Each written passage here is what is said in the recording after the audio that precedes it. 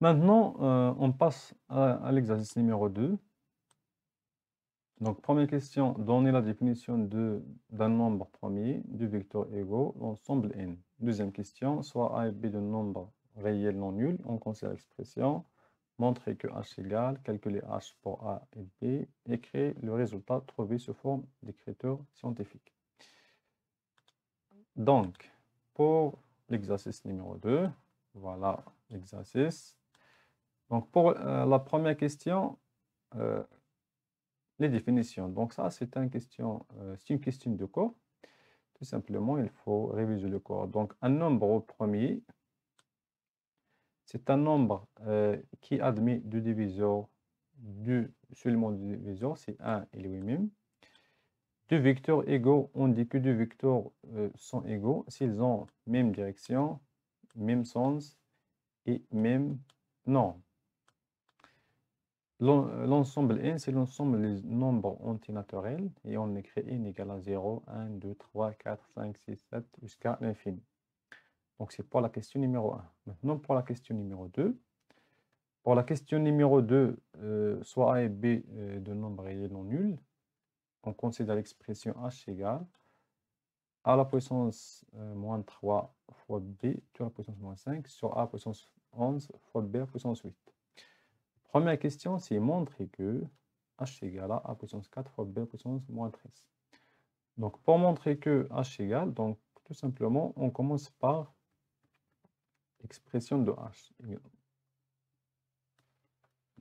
Donc, voilà l'expression de h.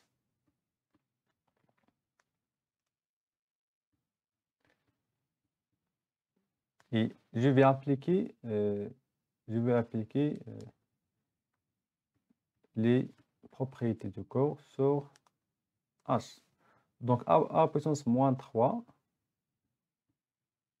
fois b à la puissance moins 5, donc égal à a à la puissance moins 3, tout à la puissance moins 5, fois b à la puissance moins 5 sur a à la puissance 11 fois b à la puissance 8, égale a à la puissance moins 3, tout à la puissance moins 5, c'est a à la puissance 15, fois b à la puissance moins 5 sur a à la puissance 11 fois b à la puissance 8.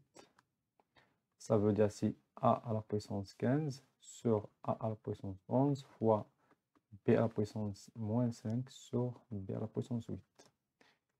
Donc h égale a à la puissance 15 moins 11 fois b à la puissance moins 5 moins 8. H égale a à la puissance 4 fois b à la puissance moins 13. Et donc, le résultat, c'est le même résultat que nous avons dans la question. Donc, h égale a à la puissance 4 fois b à la puissance moins 13. Pour la question numéro 2, calculez h pour a égale à 2 et b égale à 10. La question numéro 2. Ce n'est pas la question numéro 2, c'est 2b. Calculez h pour a égale à 2 et b égale à 10. Donc, vous avez le choix, soit vous utilisez la première expression de h, donc soit vous utilisez la première expression dans les données, ou bien deuxième expression que nous avons trouvée dans la question numéro 1. Et donc, c'est le mieux, donc c'est mieux de choisir deuxième expression de la question 1, parce que c'est le plus simplifiable. Donc, on a h égale a puissance 4 fois b à la puissance moins 13. Ça, d'après la question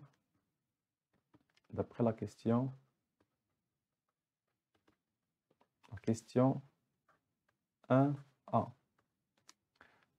Alors, pour a égale à 2 et b égale à 10,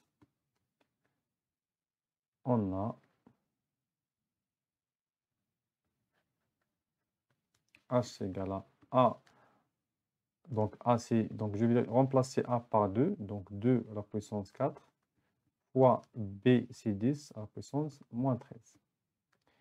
Égale, donc 2 à la puissance 4, c'est 16 fois 10 à la puissance moins 13. Donc, si on veut calculer, tout simplement, 13, c'est 0,000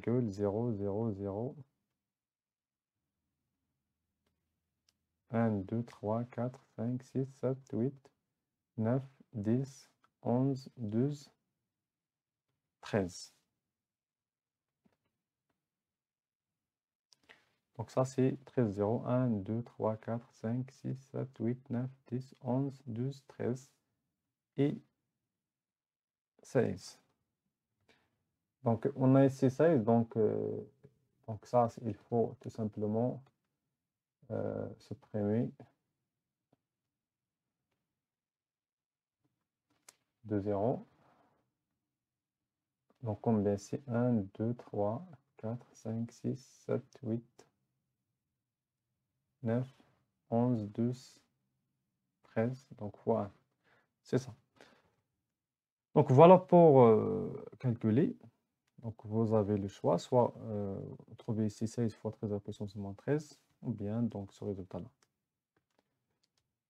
Donc, c'est pour la question numéro B. Maintenant, pour la question numéro C, et la dernière question, c'est écrire le résultat trouvé sous forme d'un écriteur scientifique. Donc, pour le résultat que nous avons trouvé, c'est 16 fois. Donc, tout simplement, je vais utiliser ce résultat-là.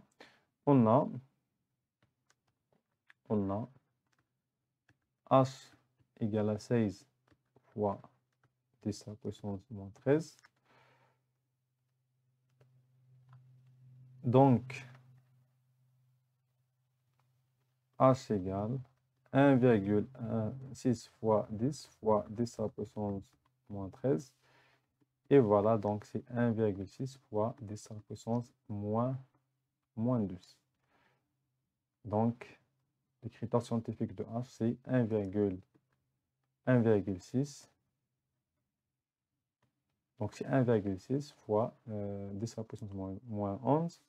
Donc, 1,6, c'est un nombre qui est entre 1 et 10. Et moins 2, c'est un nombre, c'est nombre premier, c'est un nombre relatif.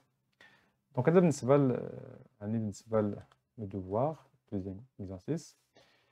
Donc, j'espère que l'idée, vous avez compris les idées, bien les questions. Si vous avez des questions, n'hésitez pas à poser vos questions dans les commentaires. Bon courage à tous et à toutes.